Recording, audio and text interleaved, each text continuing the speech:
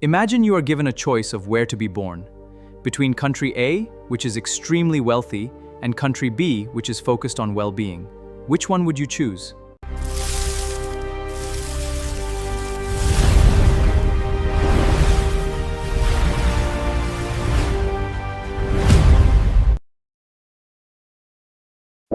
Imagine you're given a choice of where to be born, country A or country B, and I give you exactly one piece of information.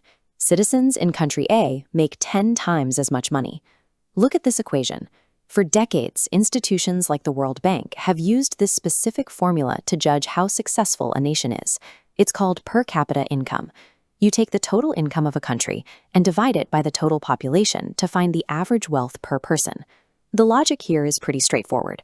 A higher average income means people have more money to buy the things they need. More money should naturally result in a more developed, comfortable life for everyone. But relying entirely on that top-line number creates a massive blind spot.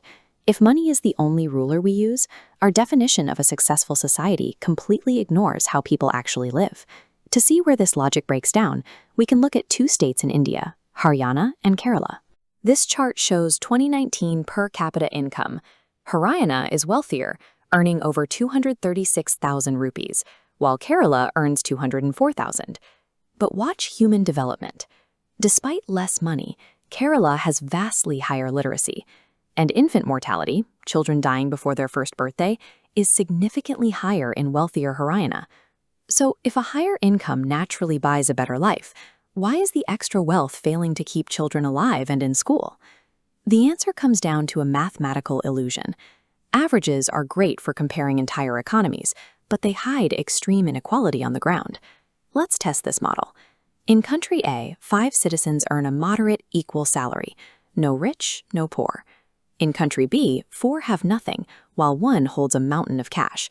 Yet their average incomes are exactly the same. That single wealthy individual skews the math for everyone else. While average income is a useful macroeconomic tool, it actively masks severe poverty and disparities happening in reality. Beyond a math, there is another problem. Humans desire things that don't show up on a paycheck. They want security, they want equal treatment, they want freedom and respect. And sometimes pursuing massive economic growth at a national level actively destroys those non-material goals for vulnerable groups. Take the construction of a massive hydroelectric dam. It generates electricity for factories and boosts the industrial GDP. But it also floods valleys, physically displacing the tribal communities that lived there. For those displaced citizens, true development wouldn't be a mega project that forces them out. It might just be a small check dam to help irrigate their own crops. What constitutes progress for an industrialist can literally mean destruction for a local farmer. The idea that the entire nation shares a single developmental goal is a myth. Which brings us back to our paradox. How does Kerala achieve better human outcomes with less money than Haryana? Individual cash has limits. No matter how much money you have in your pocket, you cannot personally buy a pollution-free environment. You can't block out systemic issues like infectious diseases on your own. You also can't buy a functioning local school system if the community itself doesn't support widespread education. Unless everyone around you is participating, your individual wealth isolates you.